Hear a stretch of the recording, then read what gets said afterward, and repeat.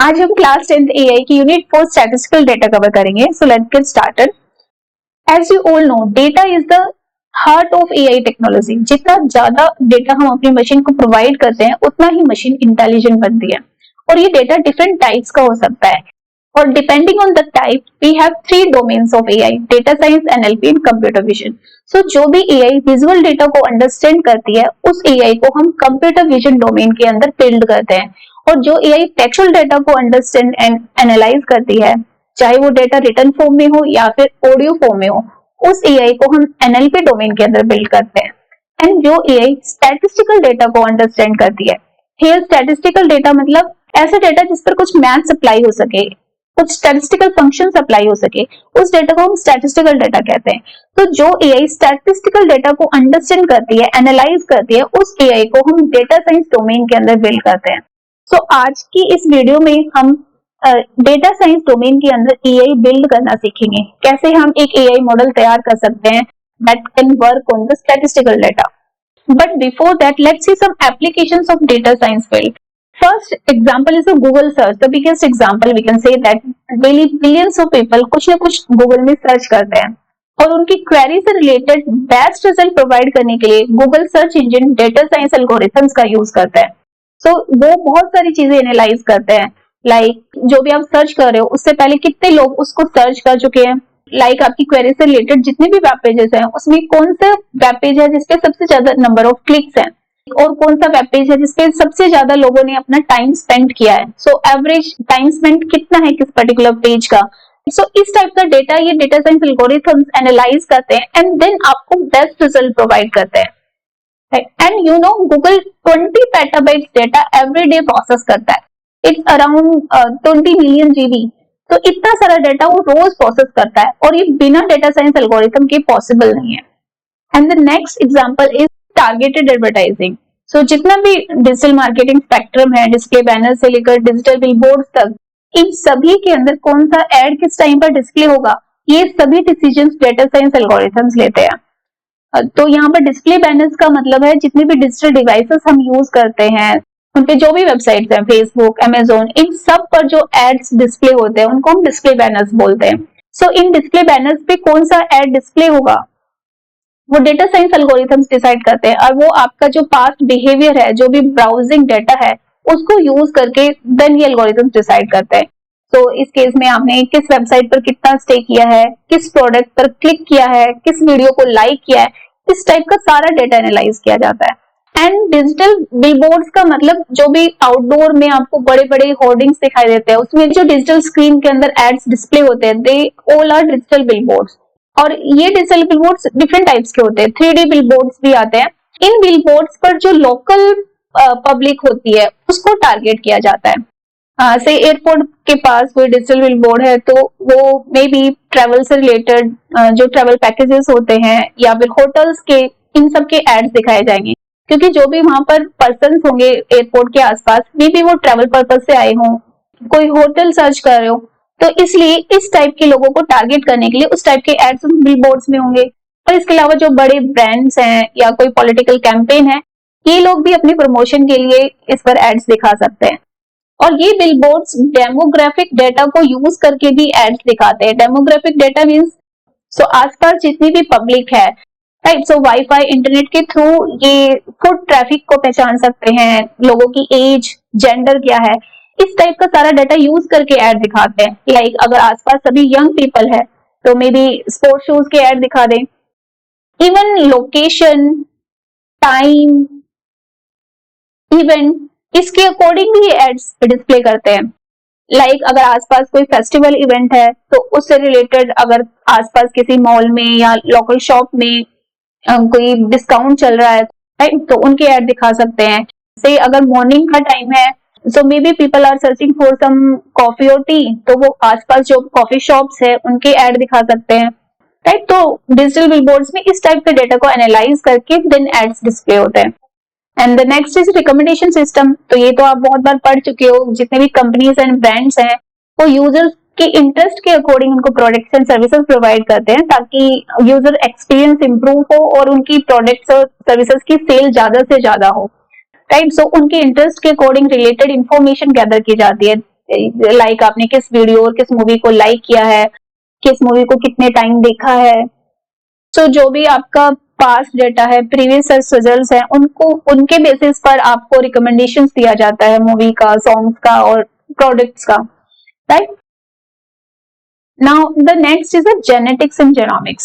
सो जैसा कि आप जानते हैं हमारे डीएनए में डिफरेंट काइंड्स के जीन्स होते हैं और इन सभी जीन्स एंड डीएनए को कलेक्टिवली जेनोमिक्स कहते हैं। तो जितना भी जेनोमिक डेटा है वो एक पर्सन के डीएनए के बारे में सब कुछ बताता है, उसकी सारी इंफॉर्मेशन ली जा सकती है। तो इसी इंफॉर्मेशन को डिफरेंट काइंड्स के डेटा के साथ इंटीग्रेट करके जो डेटा साइंस टेक्निक्स होती हैं वो जेनेटिक इश्यूज की डीपर अंडरस्टैंडिंग ले सकती हैं, समझ सकती हैं, राइट, जिसको हम डिजीज रिसर्च में यूज कर सकते हैं। तो इसमें हम चेक कर सकते हैं कि एक पर्टिकुलर पर्सन पर सपोज कोई मेडिसिन वर्क कर रही है अच्छे से, बट किसी दूसरे पर्सन पर वो साइड इफेक्ट्स दे रही है, तो ऐसा क्यों हो रहा है, इसकी अंडरस्टैंडिंग ली जा सकती है। और डिजीज के बारे में, से एक फैमिली के अंदर एक पर्टिकुलर डिजीज किसी न किसी मेंबर को होता है तो उसकी स्टडी की जा सकती है उनके जीन्स की, कि उस जीन्स में ऐसा क्या है कि वो जो डिजीज है उस पर्टिकुलर फैमिली के जीन्स में कैरी कर रहा है, क्यों हो रहा है, उसके रीजंस क्या है।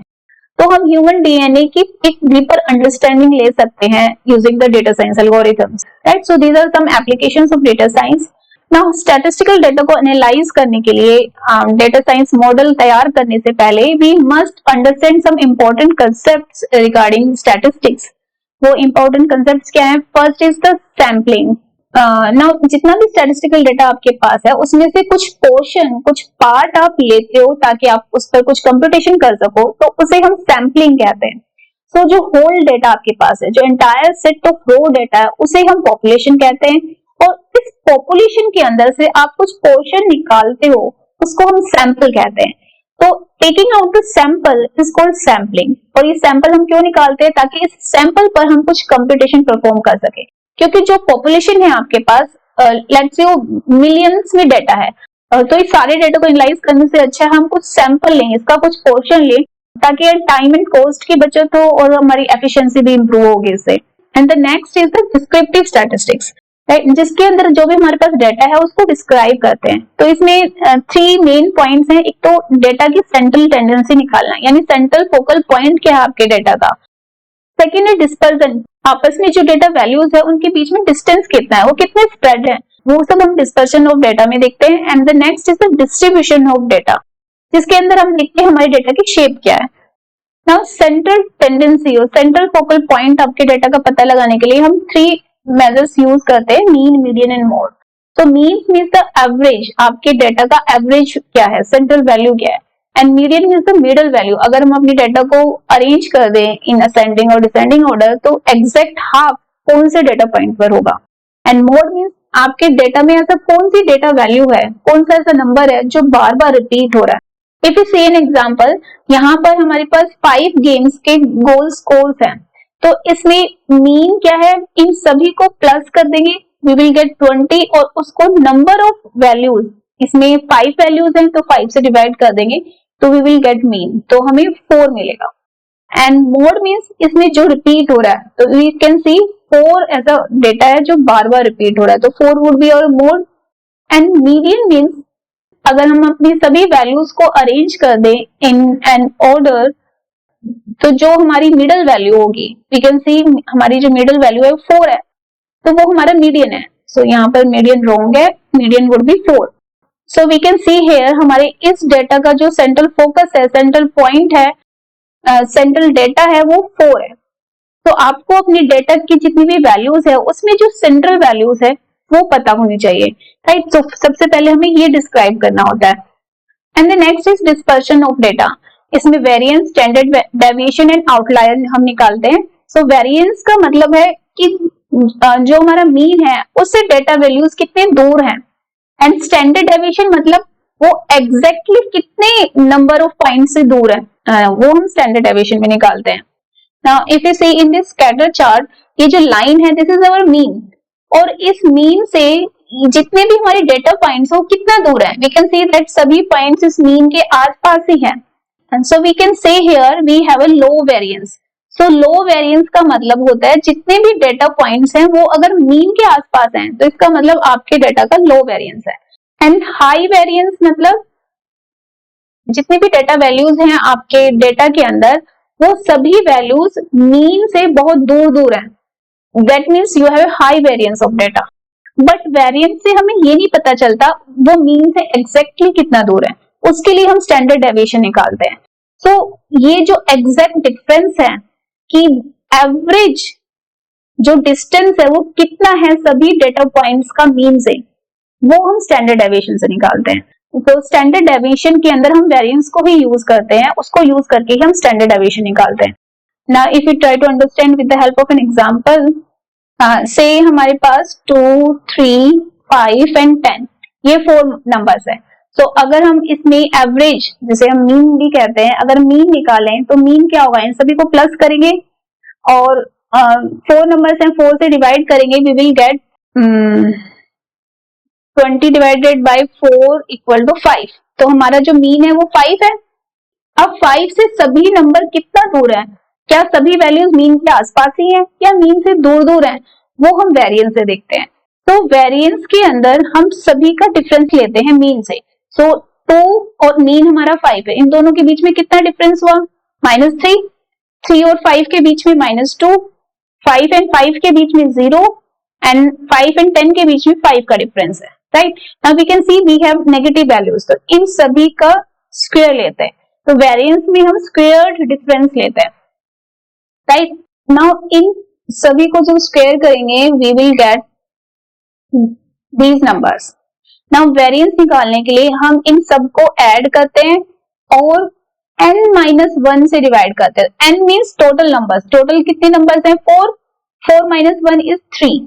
सो 3 से डिवाइड करेंगे. सो अगर हम इन सभी नंबर्स को प्लस कर दें वी विल गेट 38. राइट, 38 को 3 से डिवाइड करेंगे तो हमें मिलेगा 12.67 के आसपास. Right, so this is our variance. Now आप इस वेरिएंस को देखकर बता सकते हो कि मीन से सभी वैल्यूज कितनी दूर हैं. वो तो हम नहीं बता सकते क्योंकि ये जो वेरिएंस है ये स्क्वायर यूनिट्स में निकला है, जिसकी वजह से सभी नंबर्स मीन से कितना दूर है वो हम नहीं बता सकते. बट हम ये कह सकते हैं कि वेरिएंस 12 है और हमारा जो मीन है वो 5 था और वेरिएंस हमारा 12.67 है. तो मीन से तो 12 बहुत दूर है, यानी ये तो हाई वेरिएंस निकला. तो हाई वेरिएंस है जिसका मतलब वैल्यूज हैं वो मीन से दूर दूर है. वी कैन सी हियर 10 5 से बहुत दूर है. So high variance and low variance से ये पता लगाया जा सकता है कि सभी डेटा वैल्यूज मीन के आसपास हैं या फिर मीन से दूर है. और स्टैंडर्ड डेविएशन से जो एवरेज डिस्टेंस है वो हमें पता चल सकता है. तो उसके लिए हम वेरिएंस का ही यूज करते हैं. हम वेरिएंस का स्क्वायर रूट निकालते हैं. तो अगर हम 12.67 का स्क्वायर रूट निकालेंगे तो ये 4 4 16 यानी 3.5 के आसपास आएगा.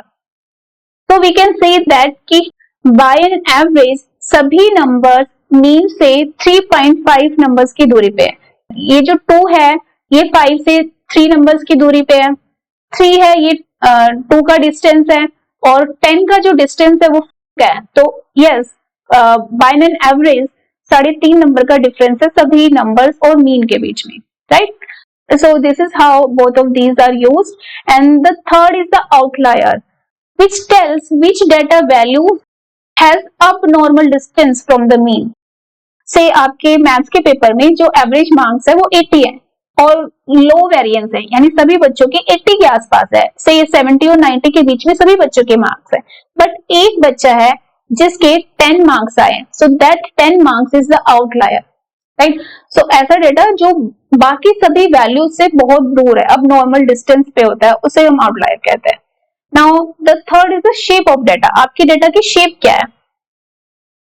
अगर हमारे डेटा में जितने भी नंबर्स हैं वो सभी मीन के आसपास हैं, then this is a normal distribution, which means like अगर आपकी क्लास में एआई के अंदर जो एवरेज मार्क्स हैं 45 है, यानी मीन क्या है 45, और सभी बच्चों के से 40 और 50 के बीच में मार्क्स आए हैं, so this is a normal distribution. इसमें बेल शेप्ड आपके डेटा की बन जाती है. राइट, सो इसे बेल शेप्ड डिस्ट्रीब्यूशन भी बोलते हैं. तो इस केस में मीन, मीडियन एंड मोड एक ही होते हैं, एक जैसे ही निकलते हैं। So this is our normal distribution. But से आपके क्लास में 45 एवरेज है एआई के अंदर, और से 30 बच्चे हैं, और 30 में से 28 बच्चों के मार्क्स इस 45 से अबव आए हैं, यानी सभी के 45 से ऊपर है, और से एक बच्चा है जिसके 45 से कम आ गए, से उसके 40 है। तो इस केस में यहाँ पर जितने भी डेटा है वो मीन से अबव है, और ऐसे केस में मीडियन एंड मोड मीन से हायर होते हैं, right. So we can say that कि जब 45 एवरेज है और 90% बच्चों के मार्क्स 45 से ऊपर हैं, तो ऐसी कंडीशन में जो मोड है वो सबसे ज्यादा जो हाई मार्क्स है वही होगा, यानी हो सकता है कि 50 लाने वाले बच्चे बहुत सारे हैं, राइट। सो इस केस में mode is greater than median and median is greater than mean, so this is called left skew. So इस केस में लेफ्ट की तरफ एक टेल बन जाती है, राइट। सो जब लेफ्ट टेल होगी तो लेफ्ट स्क्यूड डेटा की शेप होगी, एंड राइट स्क्यू मतलब जो आपका मीन है, से अगर मैं आपकी क्लास का जो मीन 45 है, बट 99% बच्चों के जो मार्क्स है वो 45 से नीचे हैं, एक ही बच्चा है जिसके 45 से ऊपर है, से 50 आए हैं, और सभी के लेट से 30 और 40 के बीच में मार्क्स है। तो इस केस में जो राइट की तरफ है वो टेल बन जाएगी, that's why this is right skewed. और इस केस में देखा जाएगा जो मिनिमम डेटा होगा, सो लेट्स से जो 30 लाने वाले बच्चे हैं वो 70% बच्चे हैं, राइट। तो इस केस में mode is lesser than median, median is lesser than mean. तो इस केस में जो आपके डेटा की शेप है उसमें राइट की तरफ टेल आती है, सो that is right skewed data. Now the next concept is probability, means likelihood of an event, यानी किसी भी इवेंट ऑकर होने के चांसेस क्या है, कितने परसेंटेज चांसेस है कि वो इवेंट हो सकता है या नहीं होगा। लेट्स से हाफ ईयरली से पहले एक टीचर ने क्लास में क्लास टेस्ट लिया, और से 50 मार्क्स का पेपर है एआई का, और जो 30 है वो मीन निकला, एंड उसके जो डेटा है उसकी शेप लेफ्ट स्क्यूड है, यानी मोस्टली बच्चों के जो मार्क्स हैं वो 30 से अबव है, राइट। 50 मार्क्स का पेपर है, 30 मीन है, और 30 से अबव है मोस्टली बच्चों के marks. Now she can say that कि हाफ ईयरली एग्जाम्स में मे बी जो पास परसेंटेज है वो 100% निकले, राइट। वैसे प्रोबेबिलिटी निकालने का एक फॉर्मूला होता है, but I am just trying to say that कि प्रोबेबिलिटी मीन्स कि फ्यूचर में किसी भी इवेंट होने के जो प्रोबेबिलिटी है, चांस है, वो कितना है, 80% है, 70% है, 100% है, राइट। और इवेंट इंडिपेंडेंट एंड डिपेंडेंट दोनों हो सकता है। से एक बॉक्स के अंदर 4 बॉल्स रेड है और 1 बॉल ब्लू है। Now if I ask you कि इस बॉक्स में से अगर एक बॉल निकाली जाए तो रेड बॉल होने की प्रोबेबिलिटी क्या होगी, चांस क्या होगा, so it would be 80%, right? So red की probability क्या होगी, 80%। से फर्स्ट इवेंट के अंदर जब बॉल निकाली गई वो ब्लू बॉल निकली, राइट। अब ब्लू बॉल निकलने के बाद अब सेकंड इवेंट इस पे परफॉर्म किया जाए, आपसे पूछा जाए कि रेड बॉल की प्रोबेबिलिटी क्या होगी। सो अब जब ब्लू बॉल निकल चुकी है तो सभी बॉल्स रेड है, so we can say that it's 100% probability कि वो बॉल रेड होगी, राइट। सो इस केस में जो सेकेंड इवेंट है फर्स्ट इवेंट पे डिपेंडेंट है, तो इवेंट डिपेंडेंट भी हो सकता है और इंडिपेंडेंट भी हो सकता है, right. So these are some concepts regarding probability. Now here is a problem given in your book. Her name is Kayla. She is wildlife animals dietitian manager. तो वो जू के अंदर जितनी भी एनिमल्स हैं उन सभी के लिए जो भी फूड आइटम्स खरीदे जाते हैं उनकी कॉस्ट का ध्यान रखती है। Now because the prices of the food items are increasing at a very rapid rate, अब जू के लिए बहुत डिफिकल्ट हो गया है, एक्सपेंसिव हो गया है to buy healthy and nutritious foods. तो इसीलिए अकाउंट टीम ने कायला से रिक्वेस्ट की just give a list of the increased prices, ताकि वो उतना फंड गवर्नमेंट और स्पॉन्सर से रेज करवा सके। सो अब कायला को प्राइस प्रिडिक्ट करने हैं, so she wants to take help of AI. She wants to create an AI model जो फूड आइटम्स की प्राइसेस को प्रिडिक्ट करे। But problem is that Kayla doesn't know how to code, so Kayla को coding नहीं आती है और वो एआई मॉडल क्रिएट करना चाहती है, so this is the problem. But Kayla ने सर्च किया इंटरनेट पे and she finds a solution. The solution is no code AI tool, जिसकी हेल्प से वो बिना कोडिंग के एआई मॉडल क्रिएट कर सकती है. Yes, we can create an AI model without any code, without any programming. So we have three different approaches to create models. One is the high code tools, जिसके अंदर हम manually code को type करते हैं using the programming languages. And one is the low code tool, जिसमें हम pre build component का use करते हैं, बट हमें लिटिल बिट प्रोग्रामिंग की नॉलेज होनी चाहिए to use these components. And third one is a no code tool, जिसमें हमें किसी भी प्रोग्रामिंग नॉलेज की जरूरत नहीं है. We just use the drag and drop features और हम अपने मॉडल को क्रिएट कर सकते हैं. बट अब इन तीनों में डिफरेंस ये है कि जो हाई कोड टूल्स होते हैं उसमें हम अपना कस्टमाइज्ड प्रोडक्ट तैयार कर सकते हैं. विच मीन्स जो भी आप अपना मॉडल क्रिएट कर रहे हो या सॉफ्टवेयर डिजाइन कर रहे हो, उसके अंदर अपने अकॉर्डिंग ऑप्शंस और फीचर्स को यूज कर सकते हो. बिकॉज आप मैन्युअली खुद टाइप कर रहे हो तो अपने अकॉर्डिंग ऑप्शंस और फीचर्स को ऐड कर सकते हो. So that is called customised product. So you can create anything and customise your product in any way, but because of that they become very expensive. So high coding के through अगर हम अपना model तैयार करते हैं that would be expensive. हो सकता है आपको अपने मॉडल को तैयार करने के लिए एक टीम को हायर करना पड़े, right. So it's a costly process. Now when we talk about the low code tool, ये लेस एक्सपेंसिव होते हैं in comparison to high code tools, but इसमें जो कस्टमाइजेशन होता है वो एक एक्सटेंट तक ही होता है. आप फुली अपने चॉइस के अकॉर्डिंग कस्टमाइज नहीं कर सकते, एक एक्सटेंट तक ही कस्टमाइज कर सकते हो. But when we talk about AI tool, they are the least expensive, negligible cost लगती है. इवन फ्री ऑफ कॉस्ट भी अपने मॉडल्स को क्रिएट कर सकते हो और इसमें किसी भी प्रोग्रामिंग नॉलेज की आपको जरूरत नहीं है. Without any coding you can create your model, you can create your product, right. So that's why they are called no code tools. But जब हम इन नो कोड टूल्स को यूज करते हैं तो हम अपने अकॉर्डिंग कस्टमाइज नहीं कर सकते. There is a lack of customization options in these tools. So जो भी functionality no code tools provide करेंगे उसी फंक्शनैलिटी के अकॉर्डिंग आप अपने प्रोडक्ट को, अपने मॉडल को तैयार कर सकते हो, right. So this is one disadvantage of no code tool. Now there are two questions. So first is why do we need no code AI tools? हमें क्यों जरूरत है इसकी? फर्स्ट, कोडिंग करना बहुत ट्रबलसम होता है. जब हम कोडिंग करते हैं बहुत सारे एरर्स को भी फेस करना पड़ता है, तो इन सबसे बचने के लिए बेटर है हम नो कोड टूल्स को यूज करें. सेकेंड इज कॉस्ट, हमारी कॉस्ट बचती है. वी कैन सी बहुत नेग्लिजिबल कॉस्ट लगती है अगर हम नो कोड टूल्स यूज करते हैं.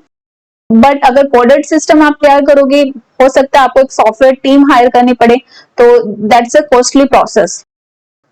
नाउ थर्ड इज आपको जब स्टाफ हायर करना पड़ता है, you have to face the stress also. अगर स्ट्रेस कम करना है तो हम नो कोड टूल्स को यूज कर सकते हैं. And the fourth one is to use. सिर्फ ड्रैग एंड ड्रॉप फीचर्स होते हैं नो कोड टूल्स में, जिनको यूज करके हम अपना मॉडल तैयार करते हैं. तो बहुत ईजी है इन टूल्स को यूज करना. नॉन टेक्निकल पर्सन भी इनको यूज कर सकते हैं.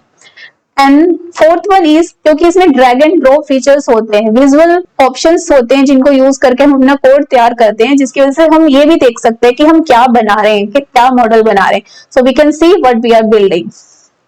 Now the second question is who can use no code tools? So everyone can use it. सभी लोग यूज कर सकते हैं, whether it's a non technical person, technical person, some individual or some organization. Everybody can use or take advantage of these tools and create their models.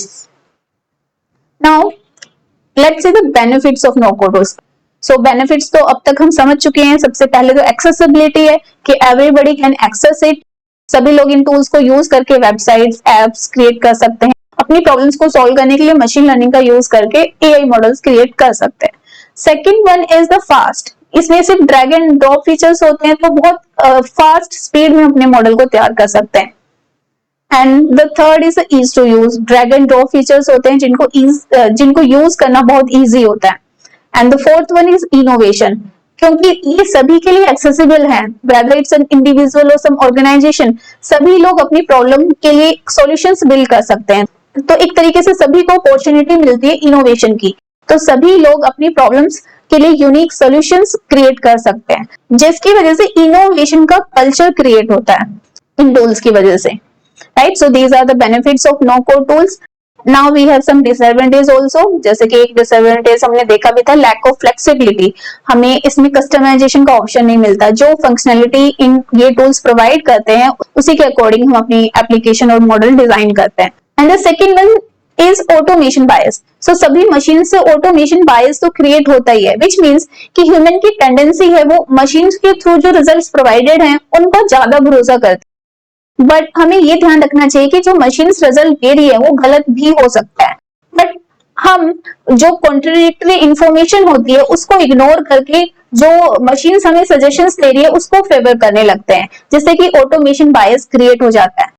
तो ऐसा नहीं होना चाहिए, क्योंकि जितने भी मशीन्स हैं वो डेटा के बेसिस पे ट्रेन हुई है, तो हो सकता है उन्हें इनफ डेटा ना मिला हो ट्रेन करने के लिए, तो वो गलत रिजल्ट प्रोवाइड कर सकते हैं, गलत लर्न कर सकते हैं, या फिर जो डेटा हम ट्रेन करें उसके अंदर भी बायसनेस हो सकती है, राइट। सो हमें पूरी तरीके से जो मशीन्स के रिजल्ट है उनको फेवर नहीं करना चाहिए, अदरवाइज ऑटोमेशन बायस की प्रॉब्लम आती है।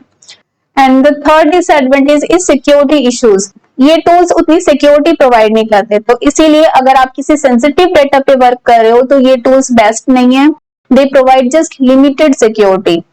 तो this is also one of the disadvantage of these tools. Now we have understood what is no-code tool, what are its benefits and disadvantages. But अब ये no-code tools हैं कौन कौन से, हम कौन से no-code tools यूज करके अपने मॉडल्स क्रिएट कर सकते हैं। So let's see some most commonly no-code AI tools. First is Azure Machine Learning Tool, second is Google Cloud AutoML. Now ये दोनों ही tool cloud based services provide करते हैं, विच मीन्स जो अज्यूर है ये माइक्रोसॉफ्ट के थ्रू रिलीज हुआ है, गूगल के थ्रू रिलीज हुआ है, तो हम जब भी अपना मॉडल क्रिएट करेंगे तो इनके जो क्लाउड है वहां पर हमारे मॉडल्स क्रिएट होंगे। And the third one is orange data mining tool. ये एक ओपन सोर्स टूल है, तो हम इसे डाउनलोड करके अपने सिस्टम पर अपना मॉडल क्रिएट कर सकते हैं। ये यूनिवर्सिटी ऑफ लुब्लियाना ने डेवलप किया था इन 1996, तो 1996 में इसकी फर्स्ट कॉपी रिलीज हुई थी। And the fourth one is lobe AI. Lobe AI visual interface provide करता है जिसको यूज करके हम अपने मशीन लर्निंग मॉडल्स क्रिएट कर सकते हैं। And the fifth one is teachable machine. May be आपने इस टूल को 9th क्लास में यूज किया हो। ये एक वेब बेस्ड टूल है, जो भी आप मॉडल अपना क्रिएट करोगे वो ब्राउजर में क्रिएट करोगे। ये बहुत इजी एंड एक्सेसिबल टूल है, राइट। इसको अगर आप एक बार यूज करोगे तो तीनों डोमेन्स को समझ सकते हो कि तीनों डोमेन्स के मॉडल्स किस तरीके से वर्क करते हैं। नाउ इन सभी टूल्स में हम ऑरेंज डेटा माइनिंग टूल को यूज करके अपने मॉडल्स क्रिएट करना सीखेंगे। सो काइला ने भी ऑरेंज डेटा माइनिंग टूल को यूज करके अपना प्राइस प्रेडिक्शन मॉडल बनाया है।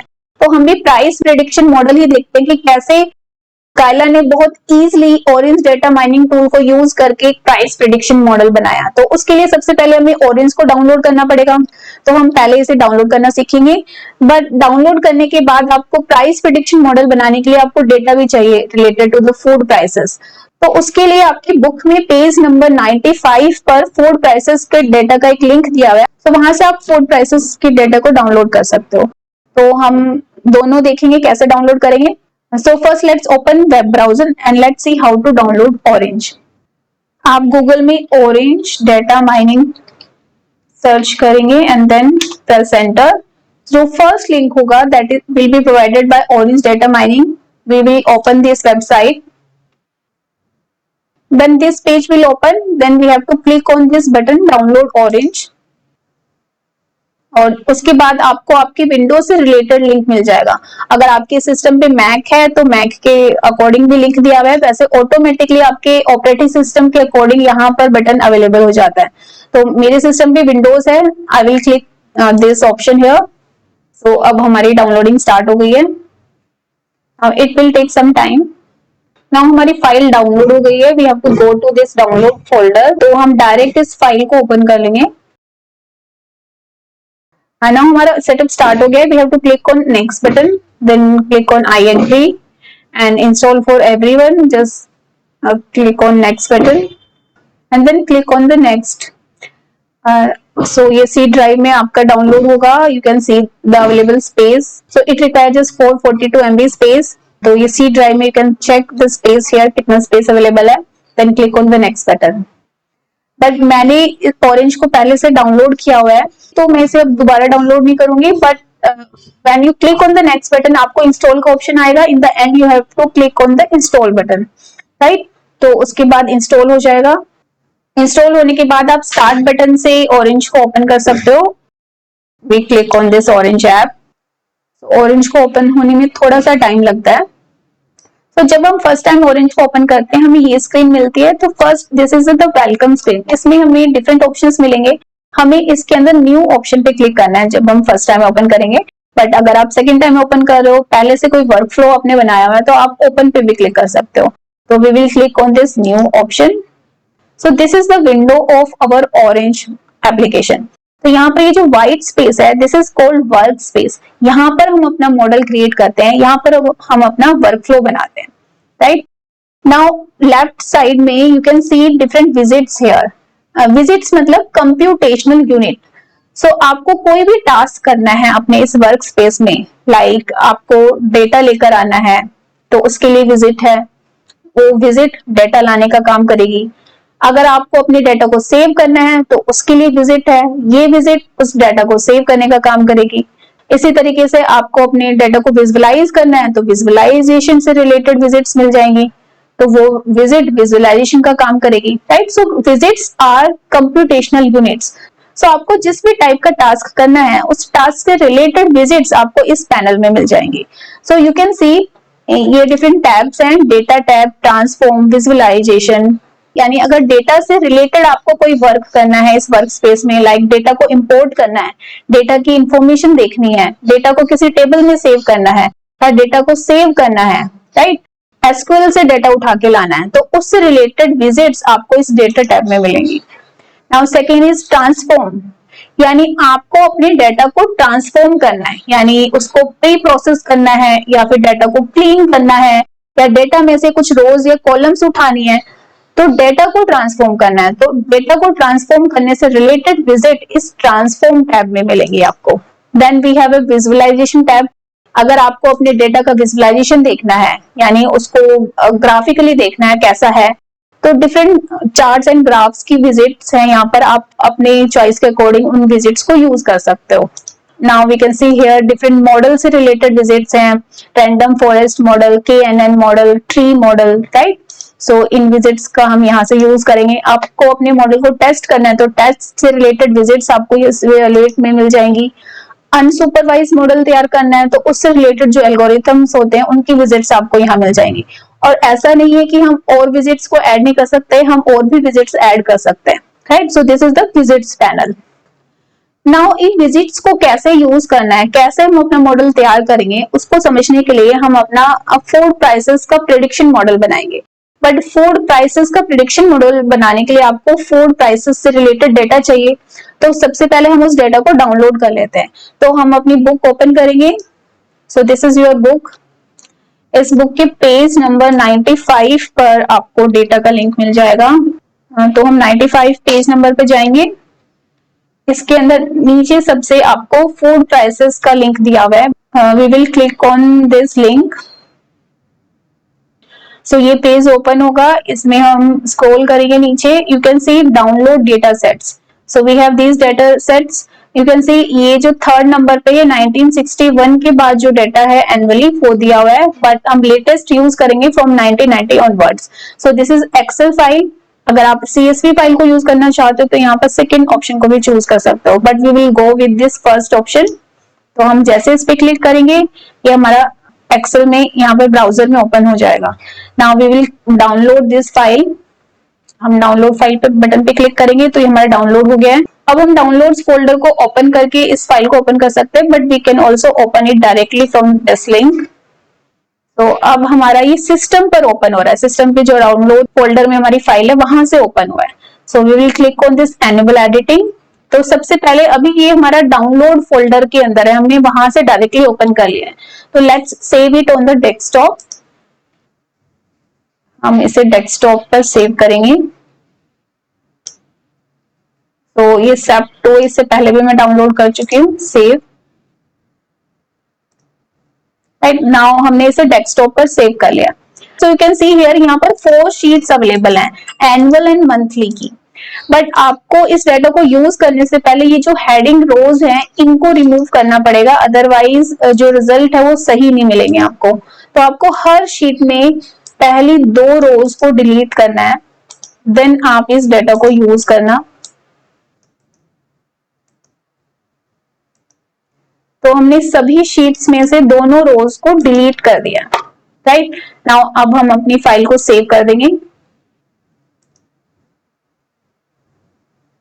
Now let's close this file. अब हम ऑरेंज में जाएंगे सीधा, राइट। नाउ अब हमें प्रेडिक्शन मॉडल क्रिएट करना है, बट प्रेडिक्शन मॉडल क्रिएट करने के लिए आपको डेटा चाहिए, और डेटा अभी हमने डेस्कटॉप पर सेव किया है, बट उस डेटा को इस ऑरेंज में इंपोर्ट करने के लिए we have to use a विजिट। तो हमें डेटा विजिट को यूज करना पड़ेगा। So here we have different data widgets. इसके अंदर हम जो फाइल विजिट है उसको यूज करेंगे। इस विजिट का काम है फाइल के अंदर से डेटा को रीड करना। हम इस विजिट पे क्लिक करेंगे। जैसे हम क्लिक करेंगे ये विजिट इस वर्क स्पेस में ऐड हो जाएगी। अब हम इसे ड्रैग करके जिस लोकेशन पे चाहे वहां पर ड्रॉप कर सकते हैं। दूसरा तरीका ये है, पर मैं इसे डिलीट कर देती हूँ। दूसरा तरीका है आप इस फाइल विजिट को ड्रैग करो एंड देन वर्क स्पेस में ड्रॉप कर दो। उस तरीके से भी हम ऐड कर सकते हैं।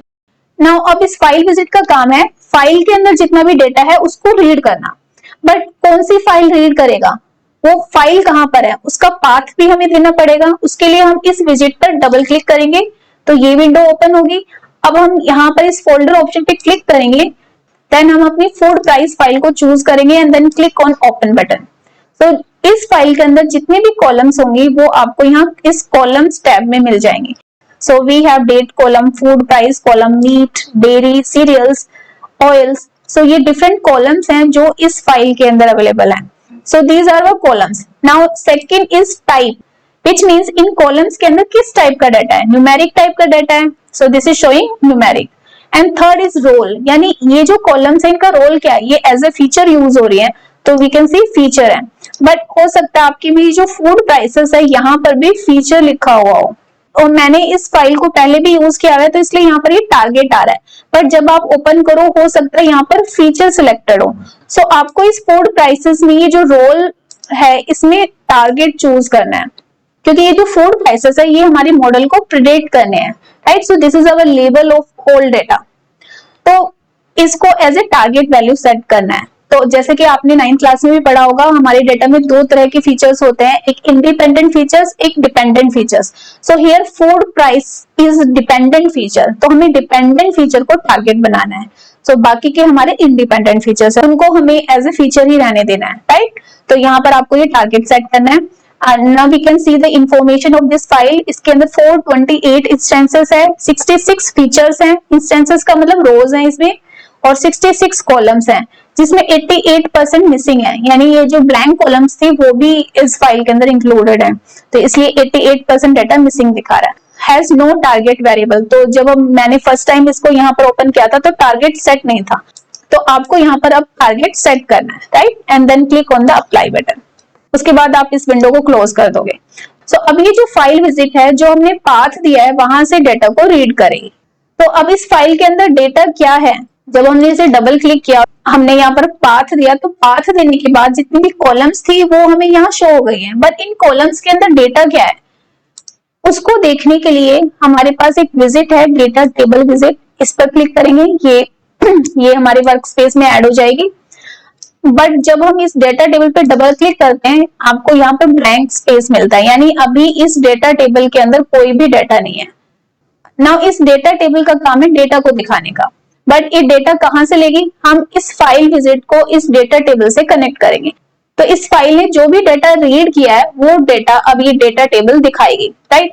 सो you can C also here, ये जो डेटा टेबल है इसके दोनों तरफ चैनल्स हैं। ये आपका डैश्ड लाइन दी हुई है, ये इनपुट चैनल है, और ये दूसरी तरफ आउटपुट चैनल है। बट हमारी जो फाइल विजिट है इसके अंदर सिर्फ आउटपुट चैनल है, दिस डैश लाइन, तो ये एक ही तरफ शो हो रही है, यहाँ पर शो नहीं हो रही। इसका मतलब इसके पास सिर्फ एक ही चैनल है आउटपुट चैनल का, यानी जो भी डाटा इसने रीड किया है वो किसी दूसरी विजिट को कम्युनिकेट कर सकती है। तो हम क्या करेंगे, इसके आउटपुट चैनल को इस डेटा टेबल के इनपुट चैनल से कनेक्ट कर देंगे। सो इस फाइल ने जो भी डाटा रीड किया है अब वो डेटा सेंड कर रही है। यू कैन सी हियर, इस लिंक के ऊपर डेटा लिखा हुआ आ गया है, तो इस डेटा को सेंड कर रही है टू दिस डेटा टेबल। तो अब हम इस डेटा टेबल विजिट को डबल क्लिक करते हैं, now we can see we have data here.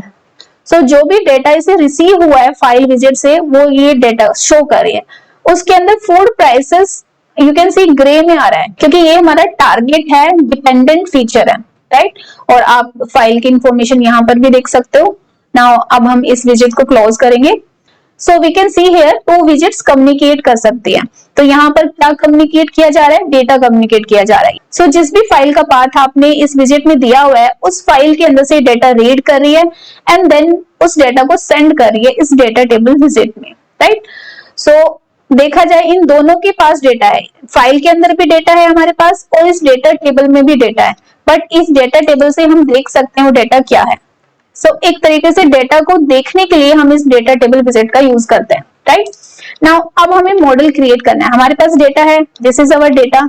अगर हमें देखना है वो क्या डेटा है तो हम इस टेबल के अंदर देख सकते हैं। सो अब हमारे पास डेटा आ गया है इन ऑरेंज के अंदर। अब हमें अपना मॉडल क्रिएट करना है। So this is our price prediction model. आपको याद है सुपरवाइज मॉडल्स 2 टाइप्स के होते हैं, क्लासिफिकेशन एंड रिग्रेशन। सो यहाँ पर ये जो प्राइस प्रिडिक्शन मॉडल है ये रिग्रेशन मॉडल है। सो अगर हमें प्राइस प्रिडिक्शन मॉडल बनाना है तो हम यहाँ पर एक रिग्रेशन विजिट यूज करेंगे। तो उसके लिए हम मॉडल टैब के अंदर जाएंगे and we have different widgets. यहाँ पर हम लीनियर रिग्रेशन विजिट को यूज करेंगे। तो दिस विजिट will get added in this workspace. So इसको ड्रैग करके हम यहाँ पुट करेंगे। सो लीनियर रिग्रेशन हम यूज करेंगे क्योंकि हमारा जो मॉडल है वो प्राइस को प्रेडिक्ट करेगा और प्राइसेस क्या होते हैं? कंटिन्यूअस टाइप के होते हैं। तो this is our regression data. तो इसलिए हमें रिग्रेशन मॉडल तैयार करेंगे। तो रिग्रेशन मॉडल तैयार करने के लिए हम लीनियर रिग्रेशन विजिट को यूज करेंगे, राइट। सो अब ये विजिट के अंदर एल्गोरिथम है, बट ये किस डेटा से लर्न करेगी? वो डेटा इस फाइल के अंदर है और इस डेटा टेबल के अंदर भी है। हम चाहे तो यहाँ पर रख के इस डेटा टेबल से भी कनेक्ट कर सकते हैं या फिर डायरेक्टली इस फाइल से भी कनेक्ट कर सकते हैं, राइट। तो मैं अभी फाइल से कनेक्ट करूंगी। तो फाइल के अंदर जितना भी डेटा है वो डेटा हम इस लीनियर रिग्रेशन मॉडल को देंगे। Now you can see here इस लिंक के ऊपर डेटा लिखा हुआ है, तो मतलब ये रिग्रेशन मॉडल यहाँ से डेटा को रिसीव कर रहा है। अब इसने इस डेटा से लर्न कर लिया, राइट। अब जो भी इसने लर्न किया है अब हम उसे टेस्ट करना है। तो टेस्ट करने के लिए हमें अगेन टेस्टिंग विजिट चाहिए। तो we go to the test tab. तो हमारे पास इवेल्युएट टैब है, यहाँ पर इस पर क्लिक करेंगे तो यहाँ पर इवेल्युएशन से रिलेटेड विजिट्स आपको मिल जाएंगी। इसमें जो फर्स्ट विजिट है टेस्ट एंड स्कोर, इस पर क्लिक करेंगे। सो ये विजिट ऐड हो गई है। सो इसके अंदर हम चेक करेंगे इस लीनियर रिग्रेशन मॉडल ने क्या लर्न किया है। हमें यहाँ से कनेक्ट करके इस टेस्ट एंड स्कोर से कनेक्ट करना है। Now we can see here इस कनेक्शन के ऊपर यहाँ पर लर्नर लिखा हुआ है। सो ये एक लर्नर कनेक्शन है, तो इसने लर्न कर लिया है। बट लर्न करने के बाद हमें टेस्ट करना है, बट टेस्ट करने के लिए हमें डेटा भी चाहिए। तो हम ये सेम डेटा ही इस टेस्ट एंड स्कोर को प्रोवाइड करते हैं। राइट नाउ अब इस टेस्टिंग विजिट के पास डेटा भी है और इसने जो भी लर्न किया वो भी है। नाउ लेट्स चेक इसका परफॉर्मेंस कैसा है। तो अब हम इस पे डबल क्लिक करेंगे। Now we can see here ये हमारा रिजल्ट है। लीनियर रिग्रेशन मॉडल है। लीनियर रिग्रेशन मॉडल ने ये डिफरेंट मैट्रिक्स यूज किए हैं, MSE, RMSE। जैसे कि आपको याद हो हमने मैट्रिक्स पढ़े थे, F1 स्कोर, रिकॉल, वो सब हमारे क्लासिफिकेशन मॉडल के मैट्रिक्स थे। और ये जो मैट्रिक्स हैं ये रिग्रेशन मॉडल के मैट्रिक्स हैं। If you want to see its full form you can see from here. MSE मतलब mean square error, root mean square error, mean absolute error. तो ये डिफरेंट मैट्रिक्स है और डिफरेंट मैट्रिक्स के ये result है। सो जितना रिजल्ट से कम होता है उतना ही हमारा मॉडल अच्छा परफॉर्म करता है। तो इसमें R2 जो मैट्रिक है वो 1 है, बाकी के सब 0 है। तो हमारा जो मॉडल है वो अच्छा वर्क कर रहा है। So this is the result of our model. Now अब हमें प्रेडिक्शन करना है। ये प्रेडिक्शन कैसे करेगा? तो प्रेडिक्शन के लिए भी हमारे पास विजिट है, हम इस प्रेडिक्शन विजिट को ऐड कर देंगे एंड देन इन दोनों विजिट्स को कनेक्ट कर देंगे। Then we double click on this prediction विजिट। सो हमारे पास ये प्रेडिक्शंस आ गए हैं। Now you can see here ये फूड प्राइसेस इंडेक्स है, ये हमारे एक्चुअल रिजल्ट्स हैं और ये जो लीनियर रिग्रेशन है ये इसके रिजल्ट्स हैं। सो यू कैन सी हियर 50 और लीनियर रिग्रेशन मॉडल भी 50 ही सजेस्ट कर रहा है, 51, 51, राइट। सो हमारे लीनियर रिग्रेशन मॉडल के जो रिजल्ट्स हैं वो एक्चुअल रिजल्ट से मैच कर रहे हैं, right. So this means that हमारा जो मॉडल है वो बहुत अच्छे से वर्क कर रहा है। So we can see here कितनी आसानी से just using drag and drop feature हमने अपना मॉडल क्रिएट कर दिया। Now, अभी आपने देखा कितनी आसानी से हमने एक रिग्रेशन मॉडल को तैयार कर लिया। तो जैसे कि आप जानते हैं सुपरवाइज मॉडल 2 टाइप्स के होते हैं, क्लासिफिकेशन एंड रिग्रेशन। सो अभी हमने जो मॉडल बनाया वो रिग्रेशन मॉडल था। तो रिग्रेशन मॉडल वो होते हैं जिसमें हमें एक कॉन्टिन्यूअस वैल्यू को प्रेडिक्ट करना होता है। तो फूड प्राइस मॉडल के अंदर हमें प्राइस को प्रेडिक्ट करना था, तो प्राइस एक कॉन्टिन्यूअस वैल्यू है, क्योंकि जितने भी प्राइसेस होते हैं हम उनको किसी स्पेसिफिक कैटेगरी में डिवाइड नहीं कर सकते, हर बार प्राइस चेंज होते हैं अकॉर्डिंग टू द डेटा। तो प्राइसेस क्या है, कॉन्टिन्यूअस टाइप की वैल्यू है, एक रिग्रेशन डेटा है। सो इसीलिए हमने इसमें लीनियर रिग्रेशन मॉडल यूज किया। नाउ क्लासिफिकेशन मॉडल के अंदर हम जो प्रेडिक्ट करते हैं वो एक कैटेगोरिकल वैल्यू होती है, राइट। कोई ना कोई स्पेसिफिक कैटेगरी होगी जिसे हम प्रेडिक्ट कर रहे हो। तो अभी हम ऑरेंज में क्लासिफिकेशन मॉडल बनाना सीखते हैं। नाउ आपकी बुक में क्लासिफिकेशन मॉडल बनाने के लिए एक यूज केस एनालिसिस दिया हुआ है, द पामेर पेंगुइन्स। इसके अंदर हमें डेटा के बेसिस पे प्रेडिक्ट करना है कि वो किस कैटेगरी का पेंगुइन है, वो चिनस्ट्रैप पेंगुइन है या जेंटू पेंगुइन है या फिर एडेली पेंगुइन है। तो ये 3 कैटेगरी दी हुई है पेंगुइन्स की, और डेटा के बेसिस पे हमें बताना है किस कैटेगरी का पेंगुइन है, राइट। सो हम इस प्रॉब्लम को सॉल्व करेंगे ऑरेंज के अंदर। तो इस प्रॉब्लम को सॉल्व करने के लिए ऑलरेडी डेटा का लिंक आपकी बुक में दिया हुआ है, पहले हम वो डेटा डाउनलोड करेंगे एंड देन ऑरेंज में ओपन करके उस डेटा को यूज करके अपना मॉडल क्रिएट करेंगे, राइट। बट ये मॉडल क्रिएट करने से पहले लेट मी टेल यू, जो अभी हमने प्राइस प्रेडिक्शन मॉडल बनाया ऑरेंज के अंदर, उसमें हमारा डेटा एक्सेल की फाइल में था, और हम एक्सेल के अंदर भी रिग्रेशन मॉडल तैयार कर सकते हैं। एक्सेल के अंदर भी हम चार्ट क्रिएट करके उसके ऊपर एक रिग्रेशन लाइन बना सकते हैं, और हमें फिर एक रिग्रेशन इक्वेशन मिल जाएगी जिसको हम प्रेडिक्शन पर्पस के लिए यूज कर सकते हैं। सो पामर पेंगुइन प्रॉब्लम को सोल्व करने से पहले हम एक्सेल के अंदर देखेंगे कैसे हम एक रिग्रेशन मॉडल तैयार कर सकते हैं। It will just take few minutes. But उससे पहले हम ये समझते हैं what is this regression line, ये रिग्रेशन इक्वेशन क्या होती है। सो उसे समझने के लिए मैंने यहाँ पर एक छोटा सा डेटा लिया हुआ है, ये स्टडी आवर्स का डेटा है। अगर बच्चे इतने घंटे पढ़ते हैं तो उनके ये सभी मार्क्स आते हैं। सो लेट्स से इस डेटा को जब हम चार्ट में प्लॉट करेंगे तो कुछ इस टाइप का स्कैटर चार्ट बनेगा। नाउ रिग्रेशन प्रॉब्लम के अंदर हमें एक रिग्रेशन लाइन ड्रॉ करनी होती है जो मैक्सिमम से मैक्सिमम डेटा को कवर करेगी, right. So this is our regression line, right. ये ज्यादा से ज्यादा डेटा को कवर करती है, और हम कह सकते हैं ये हमारे डेटा को फिट करती है। Now we can use this regression line for prediction purpose. Let's say हमें ये पता करना है कि एक बच्चा अगर 6 आवर्स की स्टडी करता है तो उसके कितने मार्क्स आ सकते हैं।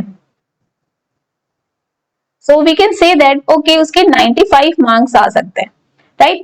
So that's how हम इस रिग्रेशन लाइन को प्रेडिक्शन पर्पस के लिए यूज कर सकते हैं। बट प्रॉब्लम इज दैट कि इस लाइन को ड्रॉ कहाँ करेंगे। हो सकता है कि मैं जो लाइन ड्रॉ करूं वो यहां से ड्रॉ हो सकती है, या फिर वो लाइन यहां से ड्रॉ हो सकती है, या फिर हमें ऐसे भी लाइन ड्रॉ कर सकती हूँ। तो एग्जैक्ट रिग्रेशन लाइन कहाँ बनेगी, उसको बनाने के लिए हम एक इक्वेशन यूज करते हैं y equal to mx plus c। This is our regression equation, right. So इस इक्वेशन को यूज करके हम ये लाइन ड्रॉ करते हैं, और इस इक्वेशन को सॉल्व करने के लिए हम डिफरेंट मेथड्स यूज करते हैं, और we can say different algorithms use करते हैं। Like we use linear square method, we have gradient descent method, we have ordinary least square method। so different type के algorithms हैं और we can say methods हैं जिनको use करके हम इस equation को solve करते हैं। so let's understand this equation। इस equation में ये y, m, x and c क्या है। so here x is the independent variable and y is dependent variable। So dependent variable मतलब जो हमें प्रेडिक्ट करना है, तो यहाँ पर हमें मार्क्स को प्रेडिक्ट करना है on the basis of the study hours. तो marks is our dependent variable जो कि स्टडी आवर्स पे डिपेंडेंट है, इसलिए दिस इज अवर y जो हमें प्रेडिक्ट करना है, and study hours are independent variable, so this is our x, right. Now here m is slope, which means अगर x के अंदर 1 यूनिट का चेंज होता है देन y की वैल्यू क्या होगी। If you see here on this slope, यहाँ पर x की वैल्यू सपोज 1 है, और x अगर इंक्रीज होता है यानी x 1 यूनिट से इंक्रीज होता है, यानी अगर x 2 पे चला जाता है, 1 से 2 पे जाता है, देन y के अंदर कितना चेंज आता है। इफ यू सी हियर यहाँ पर 30 से 40 के बीच में है, विच मीन्स यहाँ पर 35 है, एंड देन जब x 2 पर जाता है तो y की वैल्यू वुड बी 50. सो 35 से 50 विच मीन्स 15 का चेंज हो रहा है y के अंदर. So here m would be 15. ये मैं रफली एस्टिमेट कर रही हूँ, बट इसे निकालने का एक फॉर्मूला होता है, जैसे मैंने अभी बताया लीस्ट स्क्वायर मेथड यूज होता है, ग्रेडियंट डिसेंट मेथड यूज होता है, तो डिफरेंट मैथमेटिकल इक्वेशंस यूज होती हैं to find these m and c.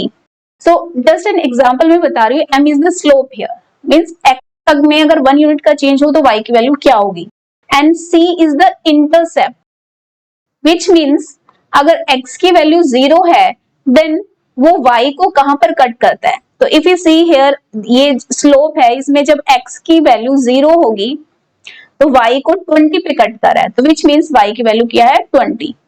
Now अब इस इक्वेशन को हम यूज कर सकते हैं फॉर प्रिडिक्शन पर्पस. से आपसे अगर पूछा जाए x की वैल्यू अगर 3 है तो y क्या होगा, तो m की value is 15, x is 3 plus intercept is our 20, so 15 3 is 45 plus 20 is 55. so इसका मतलब 55 मार्क्स आएंगे बच्चा अगर 3 आवर्स की स्टडी करता है, right, according to this regression model. तो इस तरीके से हम प्रिडिक्शन पर्पस के लिए यूज कर सकते हैं. और वी कैन सी हियर, यहाँ पर अगर 3 इयर्स की स्टडी करते हैं तो एक्चुअल में उसके 50 मार्क्स आए.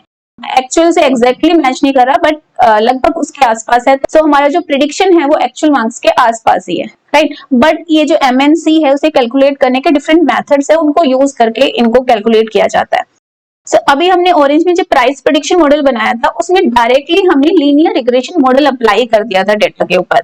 बट वो रिग्रेशन मॉडल के अंदर कौन सा एल्गोरिथम यूज हुआ है, कैसे ये इक्वेशन ड्रॉ हो रही है, उसके अंदर MNC की क्या वैल्यू है, उसे हमें कोई मतलब नहीं. हमने direct linear regression model apply किया और डायरेक्ट फिर उसे प्रेडिक्शन पर्पस के लिए यूज कर लिया. अब हम एक्सेल में देखेंगे कैसे हम ये रिग्रेशन लाइन बनाएंगे और ये इक्वेशन की डिफरेंट वैल्यूज को निकालेंगे. Now this is your book. आपकी बुक में पेज नंबर 104 पर एक्सेल में एनालाइज करने के लिए डेटा को, ये डेटा का लिंक दिया हुआ है, तो हम इस लिंक पर जाएंगे और इस डेटा को डाउनलोड करेंगे. तो दिस इज अवर डेटा, ये हमारा ड्राइव में ओपन हुआ है. हम इसको अपने सिस्टम पर डाउनलोड कर लेते हैं. Go to file menu, then click on the download option and then click on Excel. So ये हमारा डाउनलोड्स फोल्डर में डाउनलोड हो गया है. We will open this file from here, right. Now this is our data. We will enable editing और इसको हम desktop पर सेव कर लेते हैं. ये ऑलरेडी मैंने डाउनलोड किया हुआ था, मैं इसे ओवरराइट कर देती हूँ. So this is our data, no code AI for statistical data. तो यहाँ पर स्पीड एंड डिस्टेंस का डेटा दिया हुआ है, तो स्पीड के बेसिस पे हमें डिस्टेंस को प्रेडिक्ट करना है. So these are the steps.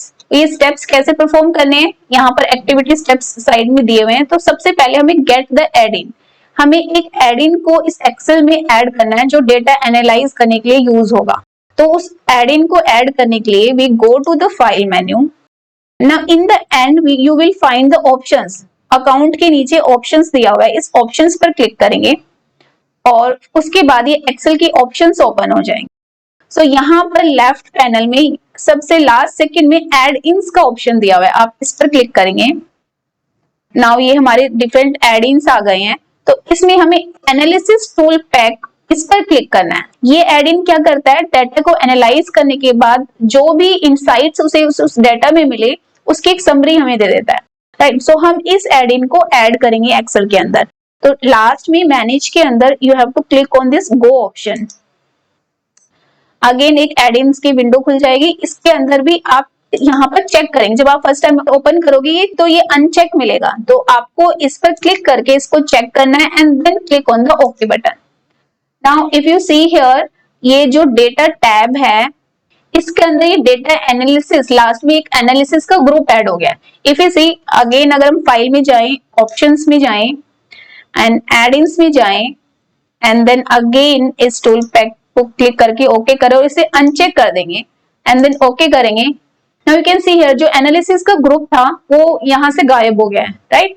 तो उसको ऐड करने के लिए we again go to the file menu, options and then add-ins and then click on this analysis tool pack and then go option again ये हमारे पास box खुल जाएगा, यहाँ पर इसको चेक करेंगे। जैसे मैं यहाँ पर ओके प्रेस करूंगी, आप यहाँ पर देखना वो एनालिसिस का ग्रुप ऐड हो जाएगा। We just click on this option okay, now you can see analysis का एक ग्रुप ऐड हो गया। तो यहाँ से हम अपने डेटा को एनालाइज कर सकते हैं और जो भी समरी होगी वो हमें मिल जाएगी, right. So this is our first step जिसमें हमें एड इन को ऐड करना था, तो ये हम बाद में यूज करेंगे। द सेकेंड स्टेप इज हमें स्पीड एंड डिस्टेंस डाटा को देखना है। So step 2 is this, independent and dependent variable बताना है कि इस डाटा में डिपेंडेंट कौन सा है और इंडिपेंडेंट कौन सा है। सो इंडिपेंडेंट हमारा स्पीड है, we will write equal to and then click this, right। so speed हमारा इंडिपेंडेंट है एंड डिपेंडेंट कौन सा है, डिस्टेंस। डिस्टेंस को हमें प्रेडिक्ट करना है, तो this is our dependent variable, right. Now the third step is हमें डाटा को विजुअलाइज करना है यूजिंग स्कैटर प्लॉट। तो हमें स्कैटर प्लॉट चार्ट ड्रॉ करना है, तो उसके लिए सबसे पहले तो हम डाटा को सिलेक्ट करेंगे। सो हम जो इसके लेबल्स हैं उसके साथ हमने डाटा को सिलेक्ट कर लिया। Then you have to go to the insert tab and then charts group। charts group में different charts दिए हुए हैं, you can see here ये जो लास्ट का ऑप्शन है ये स्कैटर चार्ट का है, तो आप डायरेक्टली यहाँ पर भी क्लिक कर सकते हो। सेकेंड ऑप्शन है राइट साइड में डाउन में एक एरो का ऑप्शन है, इस पर क्लिक करेंगे तो चार्ट्स का आपका डायलॉग बॉक्स ओपन हो जाएगा। तो ऑल चार्ट्स दिए हुए, ऑल चार्ट्स पर जाओगे, then XY scatter chart option को चूज करोगे और अगेन आपको यहाँ पर डिफरेंट टाइप्स के स्कैटर चार्ट दिख जाएंगे। इसमें जो फर्स्ट ऑप्शन है आप उस पर क्लिक करके देन ओके प्रेस करोगे, तो आपका ये स्कैटर चार्ट इंसर्ट हो गया है, राइट। सो जो भी डाटा हमने सिलेक्ट किया था उसके बेसिस पे हमने स्कैटर चार्ट को ड्रॉ कर लिया, right. So this is our scatter chart. Now fourth option is हमें रिग्रेशन लाइन ड्रॉ करनी है। सो अब हमें इस चार्ट में रिग्रेशन लाइन ड्रॉ करनी है, उसके लिए हम इस चार्ट को सिलेक्ट करेंगे एंड देन हमारे पास चार्ट डिजाइन का ऑप्शन आ जाएगा और फॉर्मेट का ऑप्शन आ जाएगा, यानी इस चार्ट के अंदर कुछ डिजाइनिंग करनी है या फिर इस चार्ट को फॉर्मेट करना है कि उससे रिलेटेड टैब्स आपको ऊपर दिख जाएंगे जब हम इसको सिलेक्ट करेंगे, राइट। अगर इसको मैं डिसलेक्ट करती हूँ तो यू कैन सी हमें वो टैब्स दिखाई नहीं दे रहे हैं। जैसे ही मैं इस चार्ट को सिलेक्ट करती हूँ you can see the chart design and format tabs. तो अब हमें चार्ट डिजाइन पर क्लिक करना है एंड देन जो फर्स्ट चार्ट लेआउट का ऑप्शन है उसमें ऐड चार्ट एलिमेंट, यानी इस डिजाइन में हमें एक एलिमेंट और ऐड करना है, तो इसलिए हम चार्ट डिजाइन टैब में जाएंगे और ऐड चार्ट एलिमेंट में सबसे लास्ट में एक ट्रेंड लाइन दी हुई है, इसको सिलेक्ट करेंगे। तो यहाँ पर हमें लीनियर रिग्रेशन लाइन ड्रॉ करनी है तो लीनियर चूज कर सकते हो, अदरवाइज मोर ट्रेंडिंग लाइन पर ऑप्शंस पर जाओगे तो आपके राइट साइड में एक पैनल ओपन हो जाएगा। Now you can see this format trend line. यहाँ पर आप देखोगे ट्रेंड लाइन के ऑप्शंस दिए हुए हैं, एक्सपोनेंशियल, लीनियर, लॉगरिथमिक। इसमें हमें लीनियर को चूज करना है, राइट। एंड जैसे आप चूज करोगे यू कैन सी एक लीनियर रिग्रेशन लाइन यहाँ पर ड्रॉ हो गई है। So this is our regression line. अब हमें रिग्रेशन लाइन ड्रॉ करने के साथ साथ इक्वेशन भी चेक करनी है कि इस लाइन की इक्वेशन क्या है। सो इसी ट्रेंडिंग लाइन ऑप्शंस के अंदर नीचे जाओगे, डिस्प्ले इक्वेशन ऑन चार्ट, इस पर क्लिक करेंगे, right। so you can see we have got the equation, so this is our equation now। अब हम इसे क्लोज कर देंगे। तो हमने रिग्रेशन लाइन ड्रॉ कर लिया और रिग्रेशन इक्वेशन को भी चार्ट में शो कर दिया। Now the fifth step is verify the linear equation. हमें वेरीफाई करना है कि ये जो इक्वेशन है ये सही भी है या नहीं। ये जो कोफिशिएंट है, यानी ये जो m की वैल्यू निकली है, m इज 3.932 समथिंग निकला है, so this is our coefficient. तो इस कोफिशिएंट को हमें चेक करना है कि ये सही है या नहीं। सो अभी तो ये हमने एक्सेल से ये इक्वेशन ड्रॉ की है, but we want to verify that. Verify करने के लिए हमने अभी जो एड इन ऐड किया था उससे एक एनालिसिस की समरी रिपोर्ट जनरेट करते हैं एंड देन उस समरी के अंदर चेक करेंगे कि कोफिशिएंट सेम है या नहीं। तो हम डेटा एनालिसिस टूल पर जाएंगे, तो हम इस डेटा टैब के अंदर जो लास्ट में एनालिसिस ग्रुप है इसमें हमने अभी डेटा एनालिसिस टूल पैक को ऐड किया था, तो इस पर क्लिक करेंगे। जैसे हम इस पर क्लिक करेंगे ये बॉक्स ओपन हो जाएगा। नाउ इसमें हमें रिग्रेशन ऑप्शन को चूज करना है क्योंकि हमें रिग्रेशन एनालिसिस करना है और देन उसकी समरी जनरेट करनी है। तो रिग्रेशन पर क्लिक करेंगे and then click on the okay.